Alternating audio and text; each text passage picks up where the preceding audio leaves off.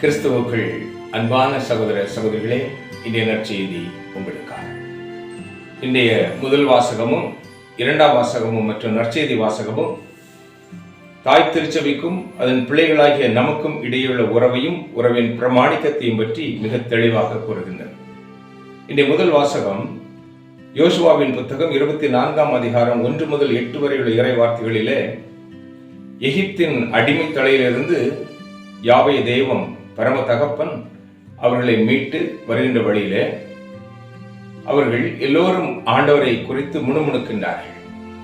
ஆண்டவரின் கட்டளைக்கு மீறி அவர்கள் பிற தெய்வ வழிபாடுகளிலும் பிற தெய்வ வழிபாட்டு முறைகளையும் பின்பற்றும் பொழுது யோசுவா அவர்களை எழுந்து என்று சொல்லுகிறார், நானும் என் வீட்டாரும் ஆண்டவருக்கே ஊழியம் செய்வோம். அதை கேட்ட பின் இஸ்ரேல் மக்கள் அனைவரும் விடுவித்த கடவுளை, எங்களை பாதுகாத்த கடவுளை நாங்களும் அவருக்கே ஊழியம் செய்வோம் என்று உறுதி கொடுக்கிறார்கள். இறைவனுக்கும் இஸ்ரேல் மக்களுக்கும் உள்ள பிரமாணிக்கத்தை மீண்டும் அங்கே உறுதிப்படுத்துகிறார்கள். ஆண்டவரின் கட்டளையை மீறி பிரதவ வழிபாடுகளை செய்பவர்களை அவர் விபச்சார சந்ததி என்று இரண்டாம் வாசகம் குறிப்பிடுகிறது. எப்படி? இந்த இரண்டாம் வாசகத்துல திருச்சபைக்கும் கிறிஸ்துவுக்கும் உள்ள உறவையும் திருச்சபைக்கும் திருச்சியின் பிள்ளைகளாய் நமக்கும் உள்ள உறவையும் பவுல் மிக அழகாக கூறுகிறார். எவ்வாறு கிறிஸ்து திருச்சபையின் தலையாய் இருக்கிறாரோ அதே போல ஒரு குடும்பத்திலே மனைவிக்கு கணவன் தலையாய் இருக்கிறான் என்றும், எவ்வாறு திருச்சபை கிறிஸ்துவுக்கு பணிந்திருக்கிறதோ அதே போல மனைவியும் கணவனுக்கு பணிந்திருக்க வேண்டும் என்றும், இருவரும் திருமணமான பின் இருடல் ஓர் உயிராய் தன் தாய் தந்தரை விட்டு பிரிந்திருக்க வேண்டும் என்றும் பவுல் எழுதுகிறார். என்ன சொல்லுகிறார்? திருச்சபைக்கு நாம் திருமுழுக்கு பெற்று திருச்சபையின் பிள்ளைகளாகிய நாம் உறவால் ஏற்படுத்திய பின் பிற வழிபாடுகளிலே கலந்து கொள்வது, நற்கருணையும் தேவ அன்னையும் ஒப்புரவு அருட்சாதனமும் இல்லாத சபை கூட்டங்களிலே கலந்து கொள்வது, எவ்வாறு மனைவி கணவனுக்கு துரோகம் பண்ணுகிறாளோ அது எவ்வாறு அழைக்கப்படும்? எந்த ஒரு மனைவி கணவனுக்கு துரோகம் பண்ணுகிறாளோ அது விபச்சாரம் என்று அழைக்கப்படுகிறது. அப்படியானால் தாய் திருச்சபையை விட்டு நற்கருணை தேவ அன்னை ஒப்புரவு அருட்சாதனம் இல்லாத சபைகளிலே செல்வது விபச்சாரத்திற்கு சமம் என்று பவுல் சொல்லுகிறார். ஏன்? என் நினைவாக செய்யுங்கள் என்று நமக்கு ஆண்டவர் விட்டு சென்ற உன்னதமான தெய்வீக உணவு அவரது உடலும் அவரது இரத்தமும். இதை நினைவாக செய்யுங்கள் என்று விட்டு சென்றார். அதை இந்த பிற சபைகள் எதுவும் கடைபிடிப்பதில்லை. ஆண்டவரின் அந்த உலகிலே வாழ்ந்த காலத்தில் தந்த இறுதி கட்டளை, அன்பின் கட்டளை, அதை மீறுகின்ற கூட்டங்கள். அடுத்ததாக அன்னை மரியாள் இறை வார்த்தையிலே உள்ள அத்தனை விவிலியத்தில் உள்ள அத்தனை வார்த்தைகளும் தூய ஆவியானவரின் தூண்டுதலால் எழுதப்பட்டது என்று விவிலியமே சொல்லுகிறது. அப்படியானால் லூக்கா நற்செய்தியிலே அன்னை மரியாள் பாடுகின்ற பாடலிலே இனி எல்லா தலைமுறைகளும் என்னை பேருடையாள் என்று போற்றுமே என்று சொல்லுகின்ற அந்த தந்தையாம் கடவுளின் வல்லமையாம் ஆவியின் வார்த்தைகளுக்கு இந்த எந்த சபைகளும் கீழ்ப்படிவதில்லை, அன்னையை ஏற்றுக்கொள்வதில்லை.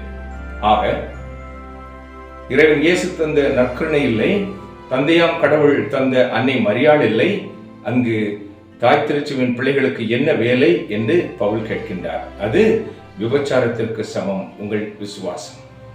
நமது பிரமாணிக்கம் எவ்வாறு திருச்சபை கிறிஸ்துவுக்கு பணிந்திருக்கிறதோ அதே போல திருச்சபைக்கு கிறிஸ்துவின் பிள்ளைகளாகிய நாம் பணிந்திருக்க வேண்டும். அதை விட்டு விலகும் பொழுது நாம் தண்டனைக்கு உள்ளாவர்களாக இருக்கின்றோம். அன்பானவர்களே, யாதொருவன் ஆண்டவரை சார்ந்திராமல் ஆண்டவருக்கு எதிராக நிற்கின்றானோ அவன் அழிந்து போவான். யூதாஸ் ஆண்டவரோடு இருந்தான், அனைத்து காரியங்களையும் பார்த்தான், கற்றான். ஆனால் உலக காரியங்களில் அலகையோடு இணைந்திருந்ததால் இறந்து போனார். அனனியா சபீரா ஆண்டவரின் கட்டளை ஏற்றார்கள், தங்களது உடைமைகளை விற்றார்கள். ஆனால் அதில் ஒரு பங்கை தங்களுக்கென களவாடி வைத்தது நிமித்தம் உலக காரியத்திலே சார்ந்ததினால் கணவனும் மனைவியும் இறந்து போனார்கள். இவ்வாறு அநேகரை சொல்லிக்கொண்டே போகலாம். விவிலியத்தில் ஆண்டவரோடு இருந்து கொண்டே உலகை நேசிக்கும் இந்த இரு வேடதாரிகள் அதே போல திருச்சபையில் இருந்து கொண்டு ஆண்டவர் தந்த கட்டளைகளை மீறி பிற சபைகளில தங்கள் சுய லாபத்திற்காக இயக்கப்படும் சபைகளில நமது விசுவாசத்தை விட்டு போடும் பொழுது இந்த ஆண்டவரை பிரிந்து உலகை நேசித்த பிள்ளைகளின் முடிவுதான் உண்டாகும் என்று இறைவார்த்தை கூறுகிறது.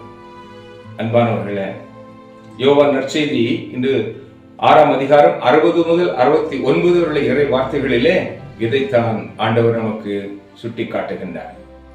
எனவே அன்பு சகோதர சகோதரிகளே, நாம் திருச்சபைக்கு விசுவாசம் உள்ளவர்களாய் எவ்வாறு இறைமகன் இயேசு தந்தைக்கு நம்பிக்கைக்குரியவராய் இருந்தாரோ, திருச்சபை எவ்வாறு கிறிஸ்துவுக்கு நம்பிக்கைக்குரியதாக இருக்கிறதோ, அதேபோல நாமும் திருச்சபைக்கு நம்பிக்கைக்குரிய பிள்ளைகளாய் வாழ ஒப்புக் கொடுப்போம். ஆண்டவர் தாமே நம்மை ஆசீர்வதிக்கட்டும்.